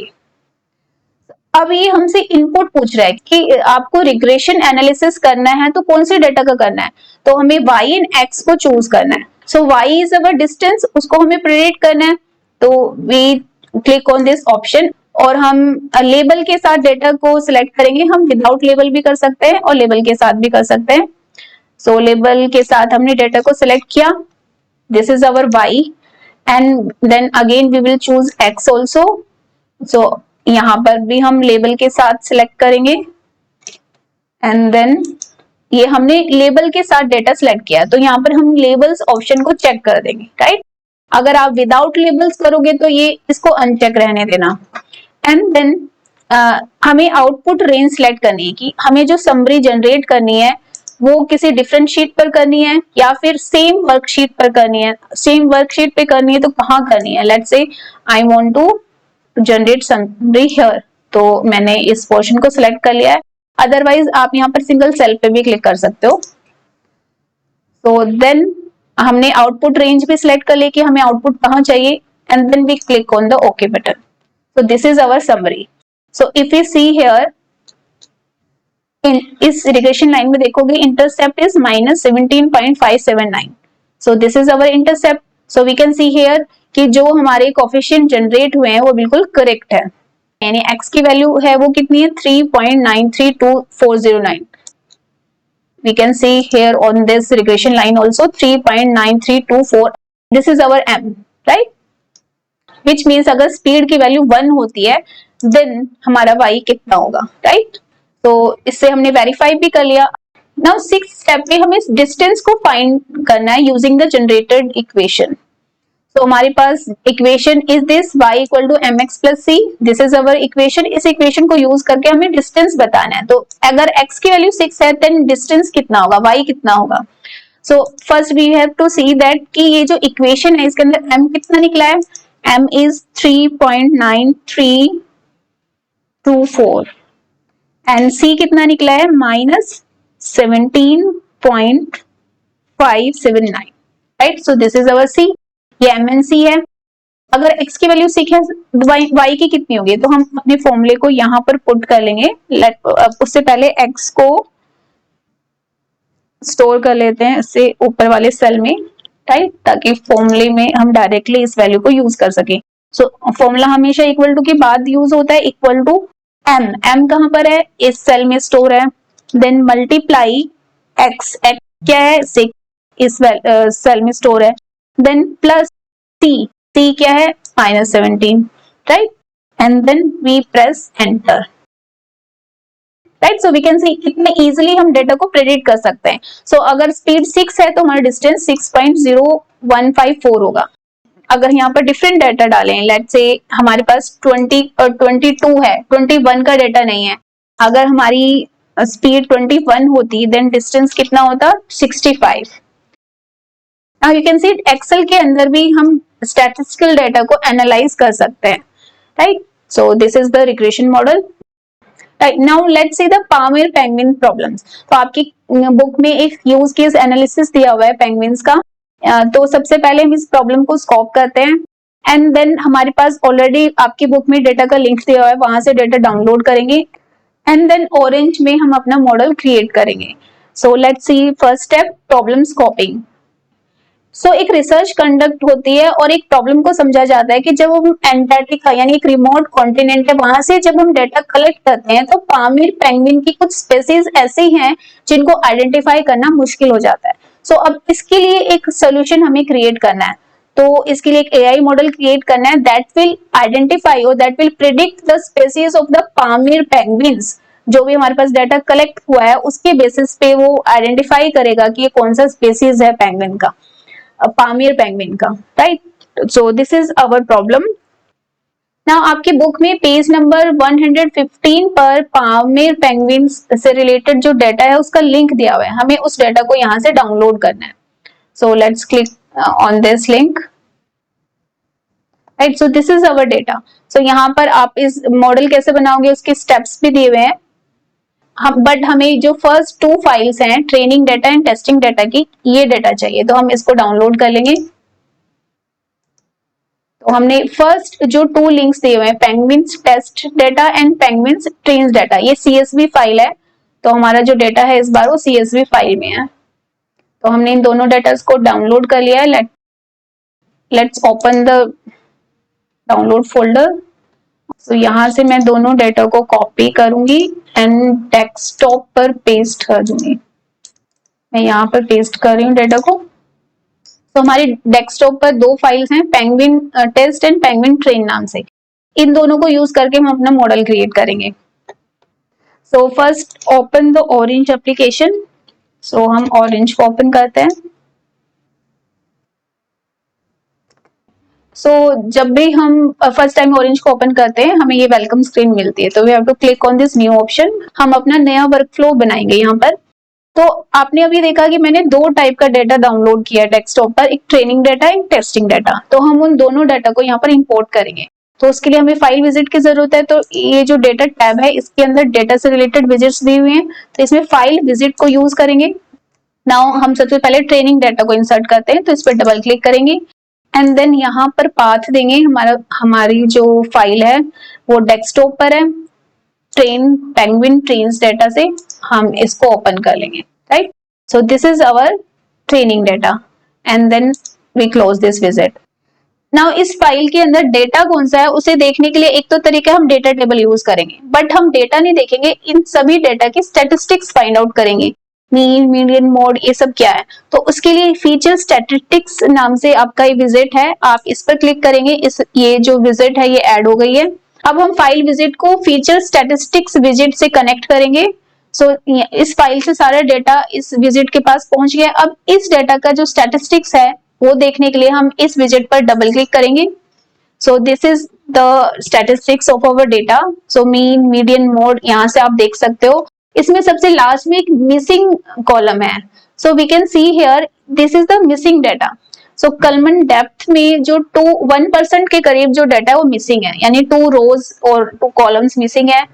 Here also यहाँ पर भी 2 डेटा मिसिंग है, यहाँ पर भी 2 डेटा मिसिंग है। Here also 1% data missing, right. So we have some missing data also. अगर हमें स्पीसीज देखनी है तो वी हैव 3 टाइप, और उसमें भी जो एडेली है उसका मोड सबसे ज्यादा है, यानी एडेली टाइप की जो स्पीसीज है वो सबसे ज्यादा है, राइट।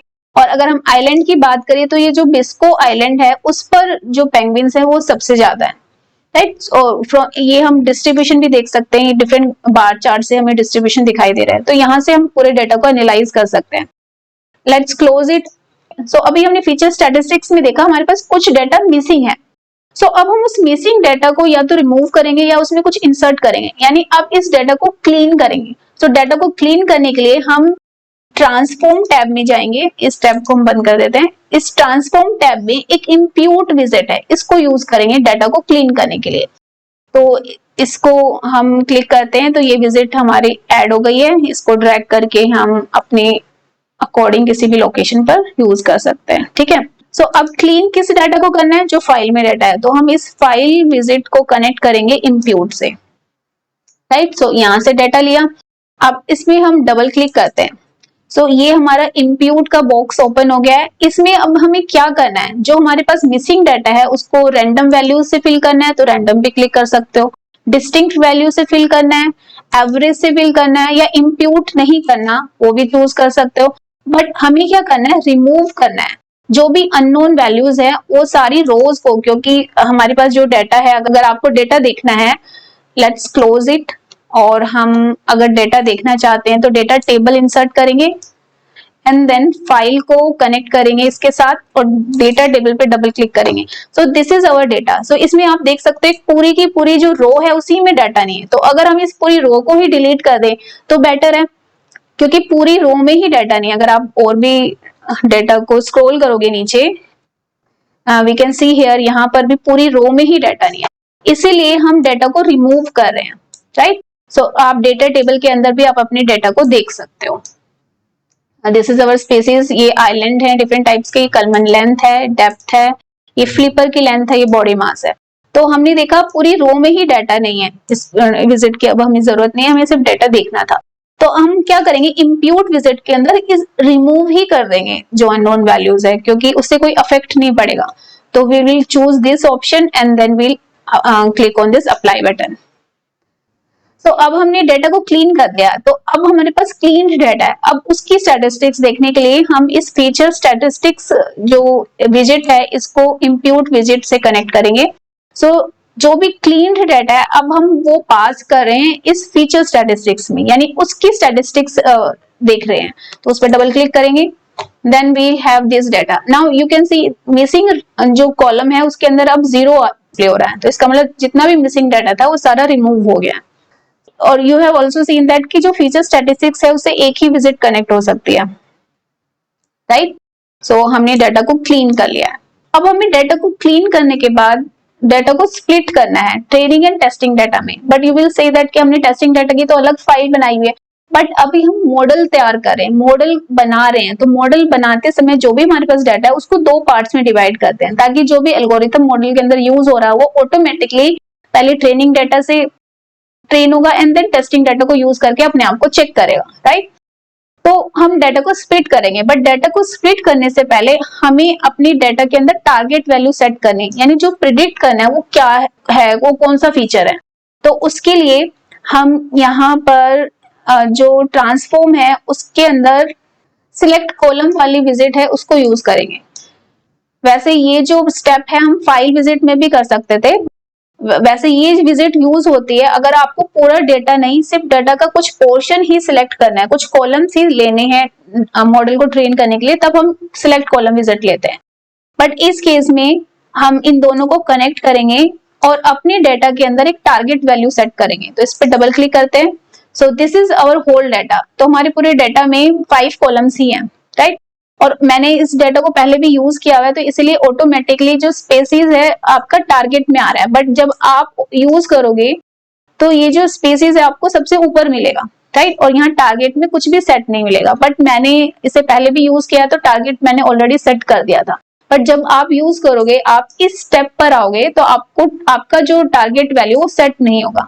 तो आपको यहाँ पर टारगेट सेट करना है। सो हमें कॉलम तो ये सारी ही लेनी है, बट से आप किसी और डाटा पे काम करो, कुछ पर्टिकुलर कॉलम्स नहीं चाहिए, तो आप उस कॉलम पर क्लिक करके इस ऑप्शन पर चूज करोगे तो ये जो कॉलम्स है ये इग्नोर हो जाएंगे। अब सिर्फ इस डाटा को यूज किया जाएगा ट्रेनिंग पर्पस के लिए, राइट। बट अभी हमें सभी कॉलम्स चाहिए, तो अब हम यहाँ से कोई भी कॉलम रिमूव नहीं करेंगे। We will just set the target column. So कौन सी कॉलम है जो हमारे मॉडल को प्रेडिक्ट करनी है, दैट इज स्पेसिस। सो इसको हम ड्रैग करके टारगेट में ड्रॉप कर देंगे, right. So this is our target. Now close this. So मैंने जस्ट अभी आपको कहा था ये जो स्टेप है हम इस फाइल विजिट के अंदर भी परफॉर्म कर सकते थे, क्योंकि हम जब फाइल विजिट को डबल क्लिक करते हैं तो हम यहाँ से भी टारगेट जो रोल है वो चेंज कर सकते हैं, राइट। बट इस स्टेप को हम यहाँ पर भी परफॉर्म कर सकते हैं। तो अब हमने टारगेट सेट कर लिया। तो इस स्टेज पर हमारे पास एक क्लीन डाटा है जिसमें मिसिंग वैल्यूज को रिमूव कर दिया है और एक टारगेट वैल्यू सेट कर दिया है, विच मीन्स हमारी जितनी भी कॉलम्स है वो 2 पार्ट्स में डिवाइड हो गई हैं, एक इंडिपेंडेंट डाटा, एक डिपेंडेंट डाटा। डिपेंडेंट डाटा कौन सा है, जो भी हमने टारगेट सेट किया, और बाकी की सारी जो कॉलम्स है वो हमारी इंडिपेंडेंट कॉलम्स, राइट। सो यहाँ पर डाटा सेट हो गया। नाउ अब हमें डाटा को स्प्लिट करना है ट्रेनिंग पर्पस के लिए, तो हमें डाटा का सैंपल लेना है। तो उसके लिए ट्रांसफॉर्म टैब के अंदर ही डाटा सैंपलर नाम से विजिट होता है, इसको यूज करेंगे।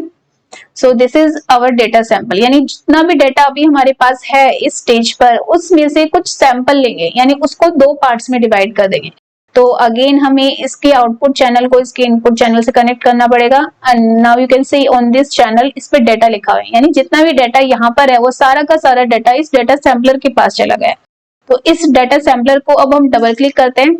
तो दिस इज अवर विंडो जहां पर हमें सेट करना है कि कितना portion as a training data use करना है, कितना portion as a testing data use करना है। तो यहाँ से हम सेट कर सकते हैं 70% करना है, 80% करना है।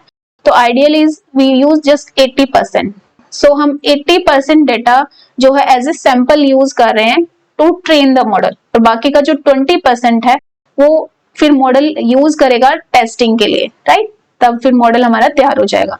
So this is our sampling. So sample करने के डिफरेंट मेथड है। ये तो फिक्स्ड प्रपोर्शन है 80 एंड 20%, राइट। एक ही फिक्स सैंपल साइज है। आप यहाँ पर दे सकते हो कितनी रोज आपको यूज करनी है। क्रॉस वैलिडेशन मेथड है, बूटस्ट्रैप मेथड है, वो डिफरेंट मेथड्स हैं। बट हम फिक्स्ड प्रपोर्शन डाटा यूज करेंगे जिसमें हमने 80% एज ए सैंपल ले लिया है।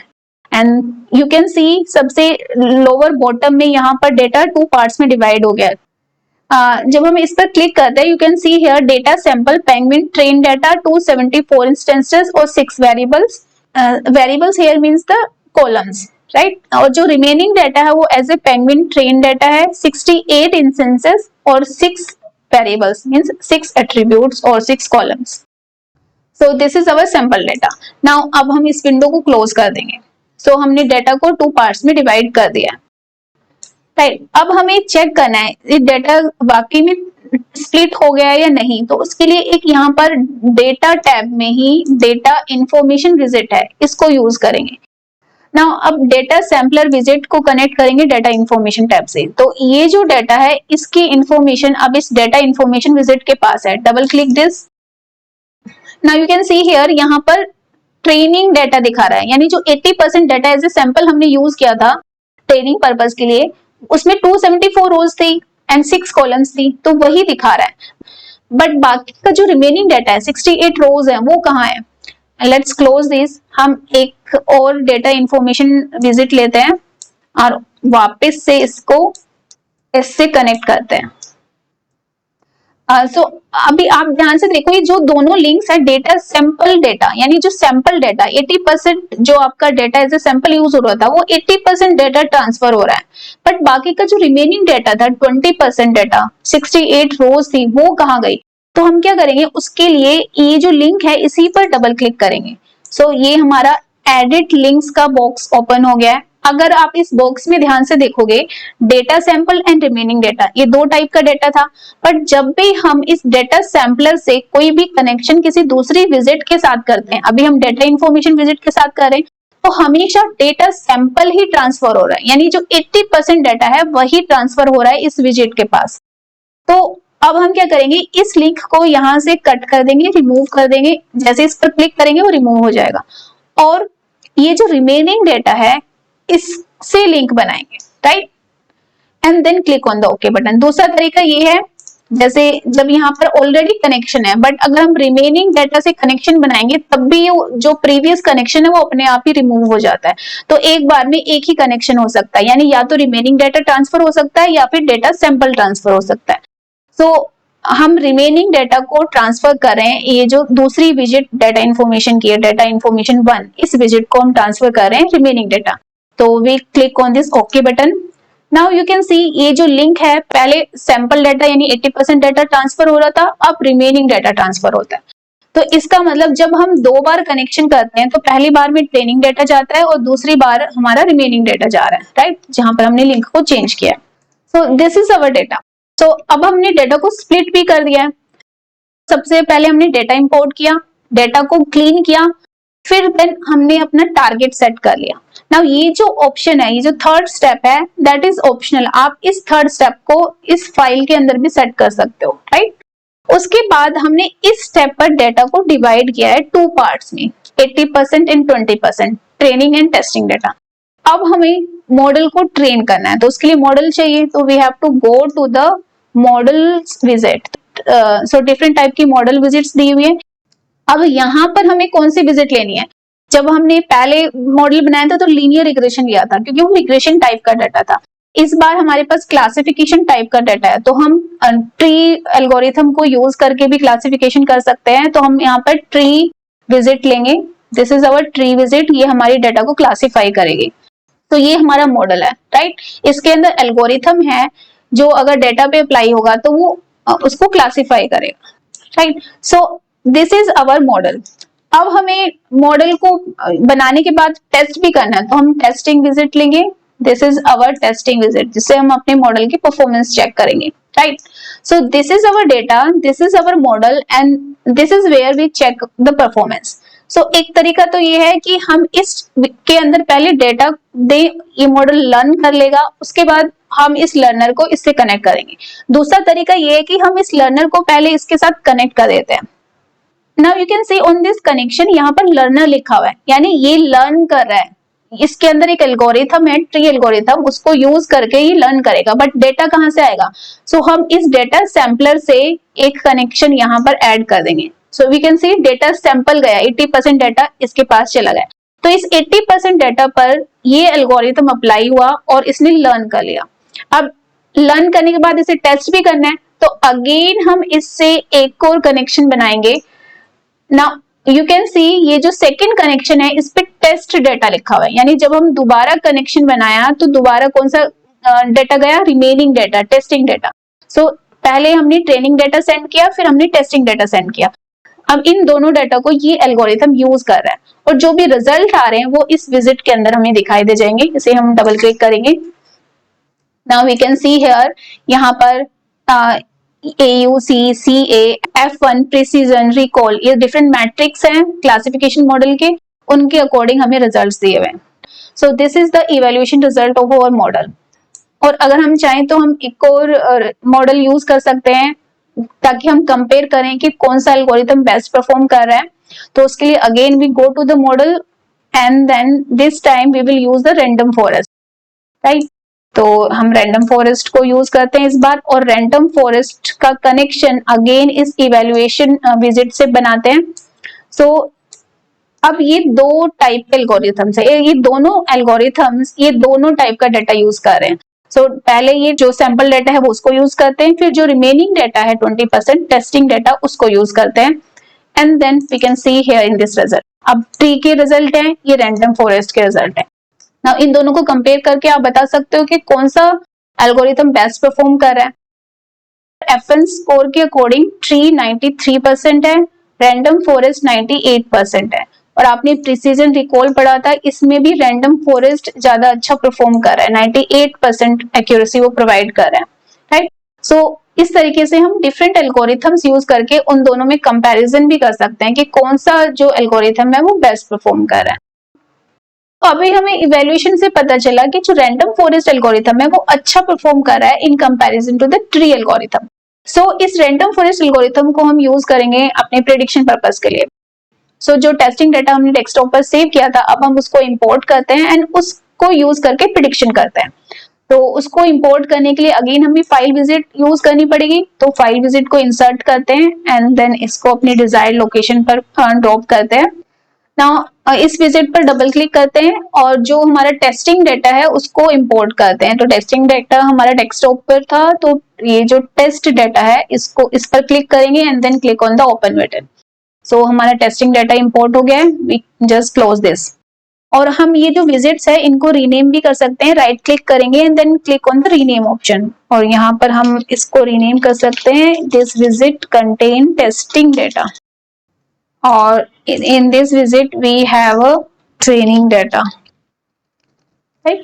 So इस तरीके से हम विजिट्स के नाम भी चेंज कर सकते हैं। नाउ इस डाटा को हम प्रिडिक्शन पर्पस के लिए यूज करेंगे, तो हम इवैल्यूएशन के अंदर एक प्रिडिक्शन विजिट है इसको यूज करेंगे, right. So this visit is used for prediction purpose. तो इस प्रिडिक्शन पर्पस में एल्गोरिथम कौन सा यूज होगा, रैंडम फॉरेस्ट। तो हम रैंडम फॉरेस्ट से एक कनेक्शन प्रिडिक्शन तक बनाएंगे। सो ये मॉडल यूज हो रहा है फॉर प्रिडिक्शन पर्पस। बट ये जो मॉडल है ये लर्न कहां से कर रहा है, यहाँ से हमने एल्गोरिथम तो यूज कर लिया, you can see the dotted line here.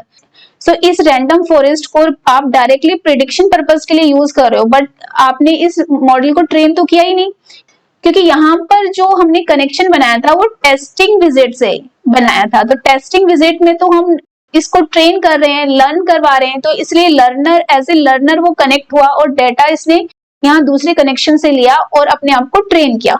But जब हम यहाँ पर कनेक्ट करें तो यहाँ एक डॉटेड लाइन कनेक्ट हो गई, यानी आप डायरेक्टली प्रेडिक्शन पर्पस के लिए इसे यूज कर रहे हो, बट इसे ट्रेन कैसे किया आपने, वो डेटा कहाँ पर है। तो ये जो हमारे पास डेटा सैंपलर है यहां से एक कनेक्शन बनाएंगे और अपने इस रैंडम फॉरेस्ट में डाल देंगे, राइट। सो इसका मतलब ये जो रैंडम फॉरेस्ट है इस डेटा सैंपलर से डेटा ले रहा है, उससे अपने आप को ट्रेन किया और उसको फिर एज ए प्रेडिक्शन पर्पस हम यूज कर रहे हैं, राइट। नाउ अब हम ये प्रेडिक्शन पर्पस तो यूज कर रहे हैं, बट इस टेस्टिंग डाटा पे हम प्रेडिक्शन परफॉर्म करेंगे। तो इस टेस्टिंग डाटा को इससे कनेक्ट करेंगे प्रेडिक्शन से, and now double click on this visit.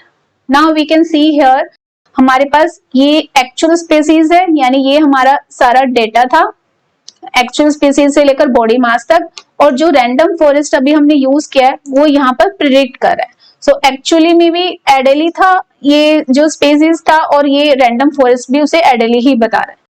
So we can see here हमने कितनी आसानी से क्लासिफिकेशन मॉडल क्रिएट कर दिया। सो इस मॉडल को हम यूज कर सकते हैं to classify penguins, right. So this is how we can easily create AI models in Orange. using just drag and drop features. So I hope you have understood all the topics given in this chapter. So that's it for today. In the next video, I will cover up the next chapter, computer vision.